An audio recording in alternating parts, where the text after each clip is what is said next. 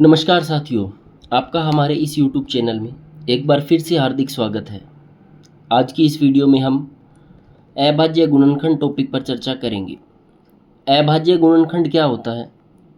किसी भी संख्या को अभाज्य संख्या के पदों में तोड़कर लिखना ही उसके अभाज्य गुणनखंड कहलाते हैं। अर्थात जिस भी संख्या का आप अभाज्य गुणनखंड करते हो, उस संख्या के जो अभाज्य गुणनखंड होते हैं वो सदैव और सदैव अभाज्य संख्या के रूप में होते हैं। चलिए कैसे करेंगे। जैसे सबसे पहले हमने लिया 720 का अभाज्य गुणनखंड करना है, तो सबसे पहले 2 से भाग देंगे। 720 में 2 का भाग दिया, 360 प्राप्त होता है। 360 में 2 का भाग देंगे, 180 प्राप्त होगा। 180 में 2 का भाग देंगे, 90 प्राप्त होगा। 90 में 2 का भाग देंगे, 45 प्राप्त होगा। अब 45 में 2 का भाग नहीं जाएगा, तो 3 से शुरू करेंगे। 45 में 3 का भाग देंगे, 15 आएगा। 15 में 3 का भाग देंगे, 5 आएगा। और फिर 5 का 5 में भाग देंगे तो 1 आएगा। इस प्रकार अगर हम बात करें तो 720 के अभाज्य गुणनखंड क्या होंगे, तो 2 into 2 into 2 into 2 into 3 into 3 into 5। देखो 2 यहाँ पे 1 2 3 4 बार आया है, तो हम इसे 2 की पावर 4 लिख देंगे। 3 2 बार आया है तो 3 की पावर 2 लिख देंगे। और 5 एक बार आया है। अगर हमें इसी में पूछ ले कि अभाज्य गुणनखंड की संख्या बताओ, अभाज्य गुणनखंड की संख्या, तो गिन लेंगे 4 और 2 6 और 1 7। तो अभाज्य गुणनखंड की संख्या 7 हो गई। तो परीक्षा में किस प्रकार से इस टॉपिक में प्रश्न आए हैं आज से पहले, उनको सोल्व करते हैं। सबसे पहला है 540 का अभाज्य गुणनखंड क्या होगा। 540 का अभाज्य गुणनखंड क्या होगा, तो 540 का अभाज्य गुणनखंड करेंगे। वही तरीका, सबसे पहले लिखेंगे 540, 2 से भाग शुरू करेंगे। 2 का भाग जाएगा 540 में, तो आ जाएगा 27। तो यहाँ पर 270 आएगा। फिर 2 से भाग देंगे, 2 से फिर भाग दिया, तो यहाँ पर 2 एकम 2, 3 दूनी 6, 135 आ गया। अब हम 2 से भाग नहीं जाएगा, 2 के बाद में 3 से भाग देंगे। 4 तिया 12 और 3 पंजे 15। अब फिर 45 में 3 का भाग पूरा पूरा जाएगा, तो 15 तिया 45 होता है। 15 में भी 3 का भाग जाएगा, फिर 5 आएगा। और 5 में 5 का भाग देंगे तो 1 आएगा। 540 के अभाज्य गुणनखंड क्या होंगे, 2 गुणा 2 गुणा 3 गुणा 3 गुणा 3 गुणा 5। तो यहाँ पर अभाज्य गुणनखंड की संख्या,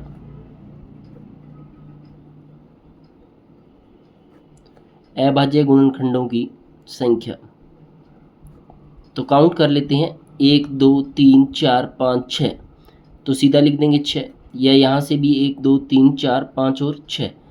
चलिए नेक्स्ट प्रश्न इसी टाइप का एक और है। 3450 का अभाज्य गुणनखंड क्या होगा। फिर से वही तरीका,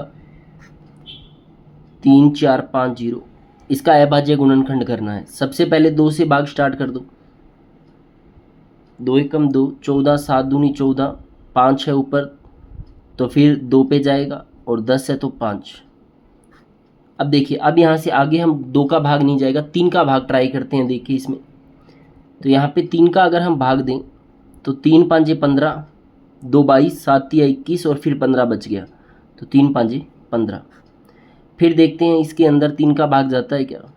3 का भाग अब नहीं जाएगा, 3 का भाग यहाँ पे रुक गया। अब हम 5 से ट्राई करते हैं। 5 एकम 5, 5 एकम 5 और 5 5 25, 115 प्राप्त होता है। चलिए आगे देखते हैं इसमें। फिर 5 का भाग देंगे, 23 पाँजे 115। अब 23 के अंदर केवल और केवल 23 का ही भाग जाएगा। तो इस प्रकार से अगर हम बात करें 3 4 5 0 के अभाज्य गुणनखंड 2 इंटू 3 इंटू 5 इंटू 5 इंटू 23, इसको ऐसे भी लिख सकते हैं 2 इंटू 3 इंटू 5 2 बार है, तो 5 की पावर 2 लगा दो इंटू 23। तो अभाज्य गुणनखंडों की संख्या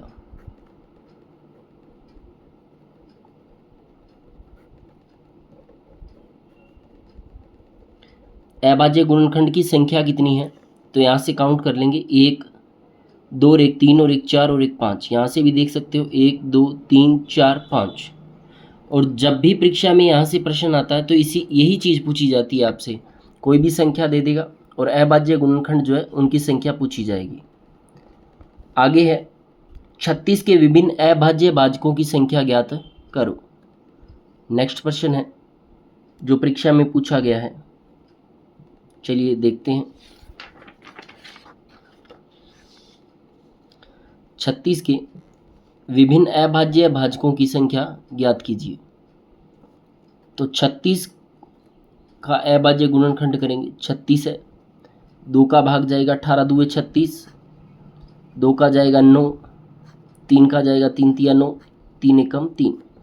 तो यहाँ 36 बराबर प्राप्त हो गया 2 इंटू 2 इंटू 3 इंटू 3। प्रश्न है अभाज्य भाजकों की संख्या। प्रश्न पर ध्यान देना है, अभाज्य भाजकों की संख्या। पहले हम पढ़ रहे थे गुणनखंडों की संख्या, तो गुणनखंड की संख्या तो सीधा काउंट हो जाएगी 1 2 3 4, लेकिन यहाँ इसने पूछा है अभाज्य भाजक कितने होंगे।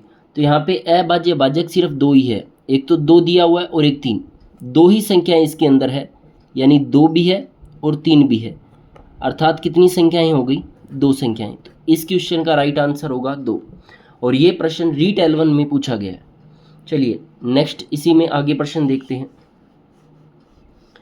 बड़ा ही अच्छा क्वेश्चन है ये। अब इस प्रकार के प्रश्न परीक्षा में आते हैं और कई बार जल्दबाजी में बिल्कुल ईजी प्रश्न भी गलत होते हैं। चलिए प्रश्न क्या है, 5 की पावर 7 इंटू 6 की पावर 8 इंटू 7 की पावर 9 और इंटू 8 की पावर 12।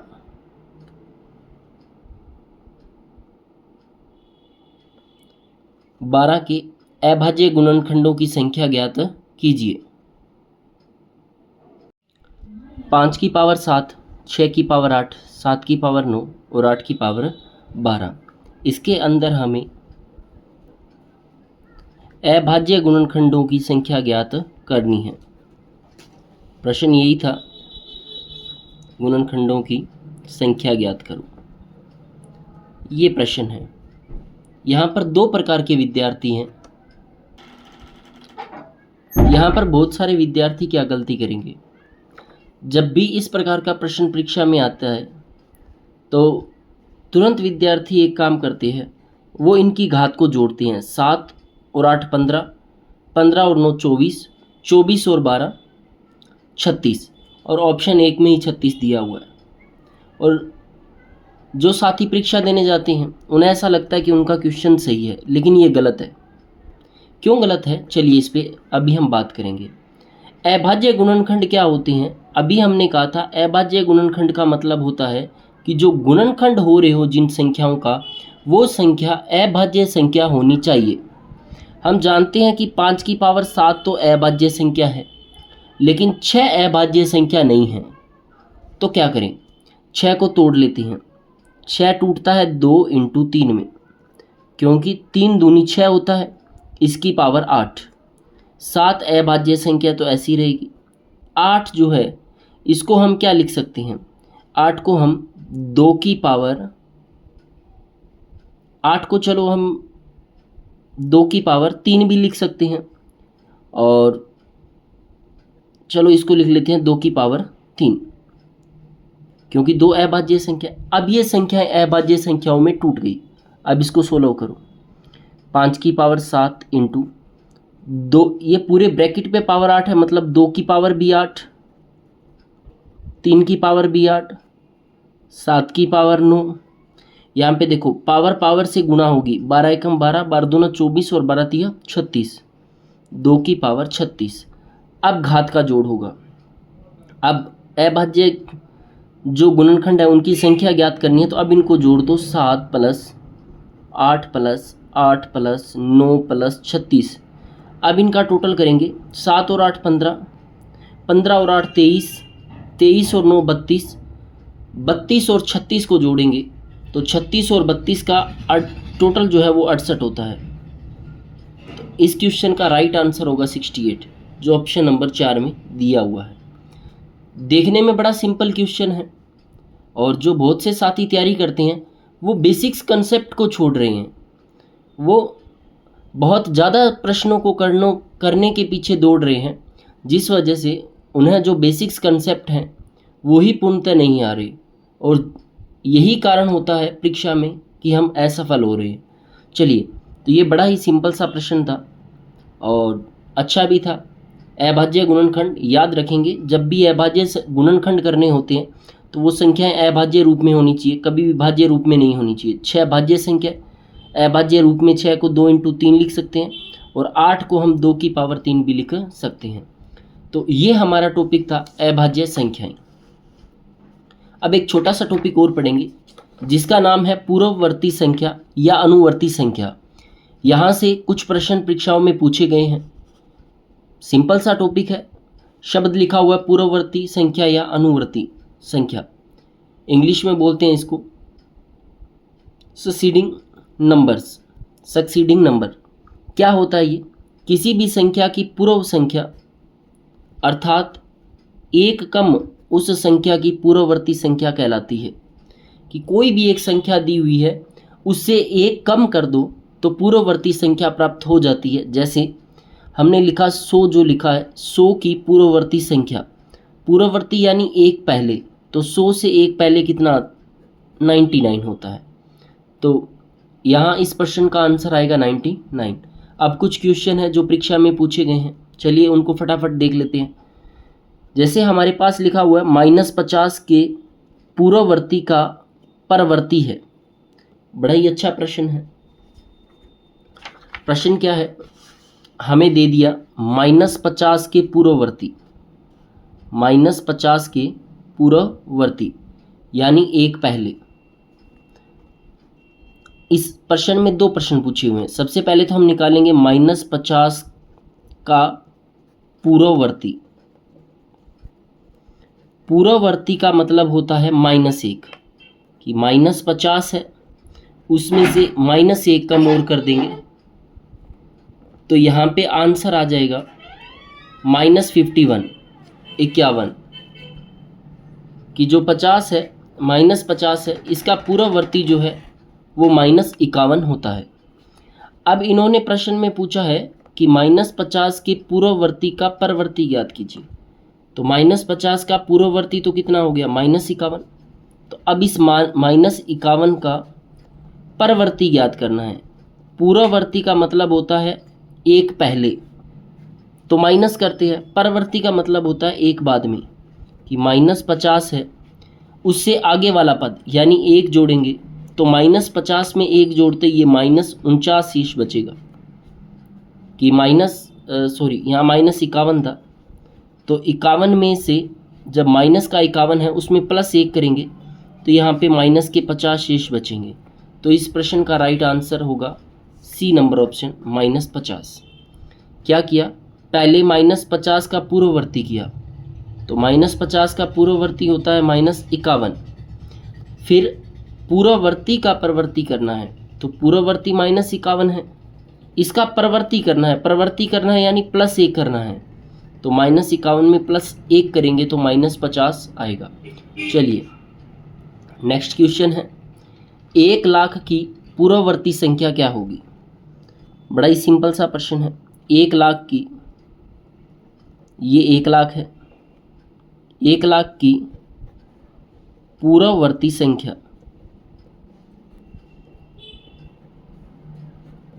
1 लाख की पूर्ववर्ती संख्या, तो कैसे निकालेंगे इसको?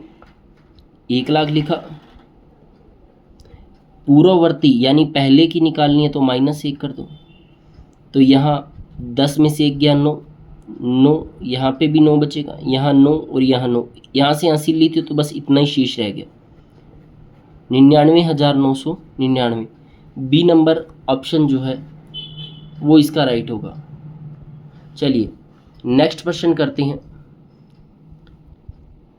बड़ा ही अच्छा क्वेश्चन है। ये थोड़ा समझने वाला है। कैसे? चलिए, प्रश्न है कि 999 की पूर्ववर्ती व परवर्ती संख्याओं का गुणनफल सदैव होता है। 999 जो है, इसकी पहले तो पूर्ववर्ती संख्या ज्ञात करो। तो 999 की पूर्ववर्ती संख्या, पूर्ववर्ती यानी एक पहले वाली, तो 999 में से एक कम कर दो तो 998, ये इसकी पूर्ववर्ती संख्या हो गई। आगे कहता है पूर्ववर्ती व परवर्ती संख्या, यानी 999 की अब निकालेंगे हम परवर्ती संख्या। 999 की परवर्ती संख्या निकालेंगे तो 999 में एक जोड़ना पड़ेगा, तो ये हो जाएगी 1000। ये 1000 हो जाता है। ठीक है। अब प्रश्न क्या था कि 999 की पूर्ववर्ती व परवर्ती संख्याओं का गुणनफल सदैव होता है। तो प्रश्न में दिया हुआ है कि 999 की पूर्ववर्ती व परवर्ती संख्या का गुणनफल, तो इनका गुणनफल ज्ञात करेंगे।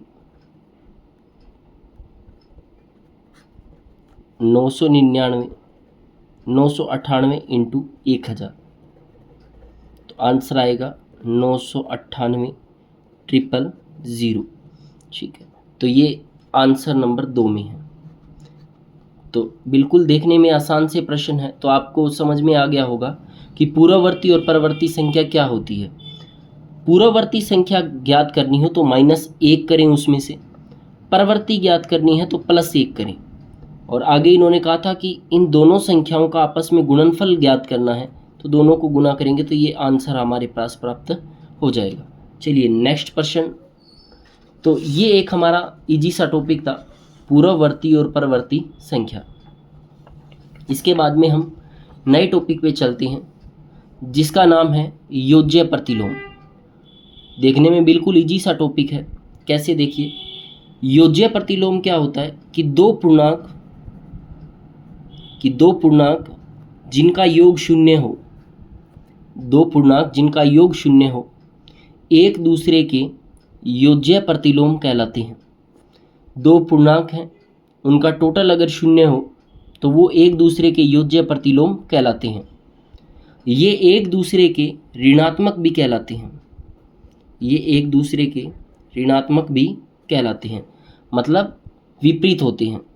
जैसे +8 है, इसका योज्य प्रतिलोम करना है तो -8 होगा, यानी चिन्ह चेंज हो जाता है। -6 का योज्य प्रतिलोम करेंगे तो +6 आएगा। अब यहाँ पे देखिए -9/5 का योज्य प्रतिलोम, यहाँ माइनस लिखा हुआ है, योज्य प्रतिलोम करना है तो माइनस का उल्टा क्या हो जाएगा? प्लस। तो इस क्वेश्चन का राइट आंसर होगा 9/5। तो बिल्कुल इजी सा एक टॉपिक था योज्य प्रतिलोम, जिसके अंदर आपको इस चीज़ का ध्यान रखना है कि जो हमें संख्या दी गई है उनके चिन्ह बदलेंगे और हमें योज्य प्रतिलोम प्राप्त हो जाएगा। अगर प्लस है तो माइनस, और माइनस दिया हुआ है तो प्लस। हाँ, बस इसकी परिभाषा थोड़ी सी ध्यान देना है कि दो पूर्णांक जिनका योगफल शून्य हो एक दूसरे के योज्य प्रतिलोम कहलाते हैं। कि यदि दो पूर्णांकों को आपस में जोड़ा जाए और टोटल अगर 0 हो तो वो एक दूसरे के योज्य प्रतिलोम कहलाते हैं। देखिए, एक उदाहरण पे अपने बात कर लेते हैं। जैसे अभी अपने पढ़ा था, अभी हमने लिखा था कि +8 का योज्य प्रतिलोम, +8 का योज्य प्रतिलोम, +8 है तो योज्य प्रतिलोम कितना होगा? -8। अब ये इसका योज्य प्रतिलोम है या नहीं, कैसे पता करें? तो परिभाषा क्या कहती है कि दो पूर्णांक जिनका योग शून्य हो। अब इन दोनों पूर्णांकों का योग करके देखते हैं, +8 और -8, इनसे वैल्यू कितनी आई? 0। यही परिभाषा कहती है कि दो पूर्णांक हो जिनका योग शून्य हो, योग कितना हो? 0 हो। ठीक है, तो वो एक दूसरे के योज्य प्रतिलोम कहलाते हैं। अर्थात +8 का योज्य प्रतिलोम -8 होता है और एक दूसरे के ऋणात्मक होते हैं। देखिए, ये प्लस का है तो ये माइनस का है, एक दूसरे से विपरीत चिन्ह वाले होते हैं। चलिए अब नेक्स्ट टॉपिक हम जो पढ़ेंगे बड़ा ही इजी सा टॉपिक है और लगभग बेसिक जो स्टार्टिंग मैथ की होती है उसके अंदर ही ये टॉपिक हमें आना चाहिए। क्या होता है, चलिए इस टॉपिक को क्यों पढ़ रहे हैं हम। परीक्षा में इस प्रकार का सवाल आ गया अपने पास 125 भाग 5 प्लस ब्रैकेट 27 माइनस 15 भाग 5 बराबर भाग का ये क्वेश्चन मार्क जो है वो दे दिया। इस प्रकार का अगर प्रश्न परीक्षा में आता है तो विद्यार्थी तुरंत यहाँ 125 में 5 का भाग देगा, फिर जो आएगा उसको प्लस करेगा, तो पूरा का पूरा आंसर गलत हो जाएगा। इस प्रकार के जो क्वेश्चन होते हैं उनको कैसे करते हैं, उनके लिए एक नियम होता है जिसको बोलते हैं बोर्ड मास का नियम। बोर्ड मास का नियम हमारे इस चैनल पे आपको बिल्कुल बेसिक चीज़ें जो है वो सिखाई जा रही है। ये चीज़ें हमें किसी भी कंपटीशन एग्ज़ाम की अगर हम तैयारी कर रहे हैं तो हमें ये बेसिक चीज़ें हैं जो आनी चाहिए। बी का मतलब होता है ब्रैकेट, बी से मतलब होता है ब्रैकेट कि सबसे पहले ब्रैकेट कोष्टक को हल करो। ऑफ, ओ का मतलब ऑफ यानी प्रश्न में अगर का दिया हुआ है तो उसको हल करो। डी का मतलब होता है डिवाइड यानी भाग को सोल्व करो। एम का मतलब होता है मल्टीप्लाई फिर गुणा करो। फिर ए से एडिशन यानी योग और एस से सब्ट्रैक्ट यानी घटाव। अगर इस प्रकार के कभी भी क्वेश्चन आए तो सबसे पहले ब्रैकेट को सोल्व करो, ब्रैकेट के बाद में ऑफ, अगर प्रश्न में का लिखा हुआ है तो उसको सोल्व करो, फिर भाग को, फिर गुना, फिर जोड़ और फिर घटाव। इस क्रम से प्रश्न को सोल्व करते हैं। देखिए कैसे, जैसे ये प्रश्न हमें दिया हुआ है इसको कैसे सोल्व करेंगे। तो यहाँ पर 125 में 5 का भाग न देकर हम एक बार इसको ऐसे ही लिख लेते हैं, प्लस का प्लस 27 का 27 माइनस का माइनस। पहले ब्रैकेट को सोल्व करेंगे क्योंकि नियम यही कहता है सबसे पहले कोष्टक को सोल्व करो। तो 15 में 5 का भाग दो, 3 शेषफल 3 बचेगा। 15 में 5 का भाग देंगे 3 आएगा और ये एक ब्रैकेट ख़त्म हो गया। अब देखिए 125 में 5 का भाग अभी सेम वैसा ही लिखा, प्लस का प्लस, ब्रैकेट को हल करेंगे 27 में से 3 घटाएंगे 24 बचेगा। 27 में से अगर हम 3 को घटाएंगे तो 24 शेष रहेगा। चलिए आगे देखते हैं। फिर अब देखिए, अब ये हमारे पास प्राप्त हो गया। अब ब्रैकेट सोल्व कर लिया हमने, उसके बाद में देखो हमारे पास एक तो दिया हुआ भाग, एक दिया हुआ है योग। तो नियम क्या कहता है, पहले भाग हल करो फिर योग हल करो। तो अब 125 में 5 का भाग देंगे तो 25 आएगा, प्लस में 24 आएगा और इनको टोटल करेंगे तो ये हो जाएगा 49 और यही इस प्रश्न का राइट आंसर है। तो ये तरीका होता है इस प्रकार के जो प्रश्न परीक्षा में कई बार आते हैं इनको सॉल्व करने का। चलो अब हम कुछ क्वेश्चन हैं उनसे इन चीज़ों की और प्रैक्टिस करते हैं। चलिए, जैसे हमारे पास प्रश्न है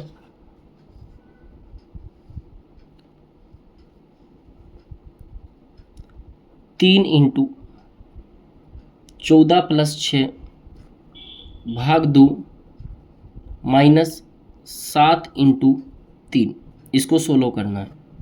सबसे पहले ब्रैकेट सोल्व करेंगे, 3 का 3 रहेगा, गुना का गुना, 14 और 6 20 हो गया, भाग 2 माइनस का माइनस, 7 का गुणा 3 से कर दो, 7 या 21। अब देखो 3 का 3 अभी भी रहेगा क्योंकि ब्रैकेट शेष है। 20 में 2 का भाग देंगे 10 आएगा, माइनस 21 रहेगा। अब देखो यहाँ गुना है घटाव है, नियम कहता है पहले गुना सोल्व करो। तो 10 या 30 माइनस 21, अगर 30 में से 21 को घटाएंगे तो यहाँ शेषफल यहाँ पर 9 बचेगा शेष। तो ये इस प्रश्न का राइट आंसर हो गया। चलिए इसी प्रकार का एक क्वेश्चन और सोल्व करते हैं।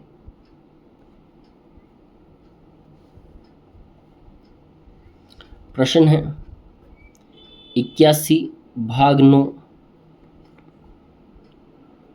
प्लस 4 इंटू 5 प्लस 3 इस प्रश्न में आपको एक चीज़ और सीखने को मिलेगी। 3 प्रकार के ब्रैकेट होते हैं, बड़ा, मझला और छोटा। सबसे पहले छोटा ब्रैकेट हल करते हैं, फिर मझला ब्रैकेट हल करते हैं और फिर बड़ा। कैसे, देखिए। छोटा ब्रैकेट हल करेंगे, 81 में 9 का भाग देंगे, 9 आएगा, प्लस का प्लस, ये वाला ब्रैकेट मझला ब्रैकेट रहेगा, 4 का 4 रहेगा। अब इस ब्रैकेट को 16 करो, 5 और 3 8, और ये ब्रैकेट रह गया और ये बड़ा ब्रैकेट। अब फिर ब्रैकेट को हल करेंगे, 9 का 9 रहेगा, 8 चौका 32, 32 में 9 जोड़ेंगे तो यहाँ से टोटल आएगा 41, और यही इस क्वेश्चन का राइट आंसर होगा। चलिए नेक्स्ट प्रश्न और देखते हैं।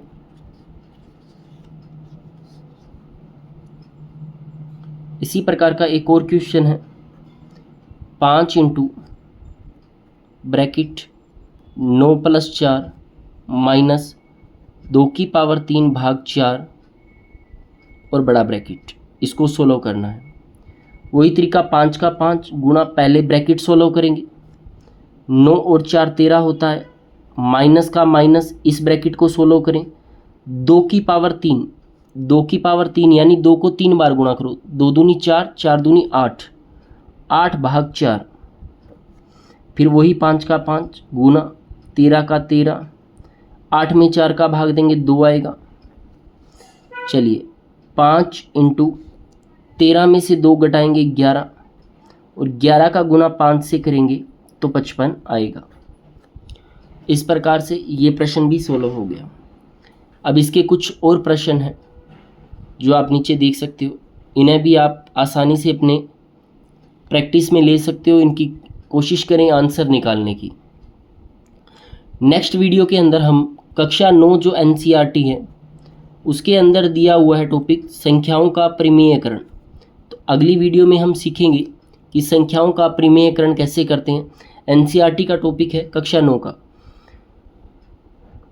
इस प्रकार हम टॉपिक टू टॉपिक चीज़ों को पढ़ते जा रहे हैं। सबसे पहले हमने इसके अंदर अब तक हम जो पढ़ चुके हैं संख्या पद्धति के अंदर, सबसे पहले हमने पढ़ा संख्या क्या होती है।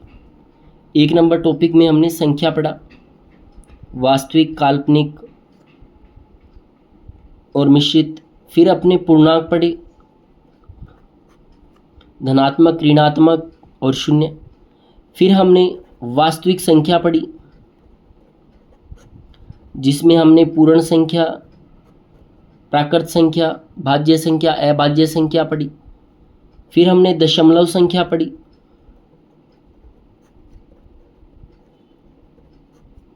फिर प्रीमेय, अप्रीमेय।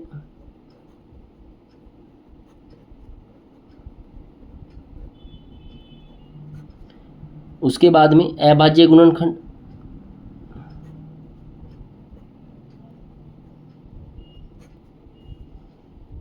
और अभी हमने पढ़ा है बोर्डमास का नियम।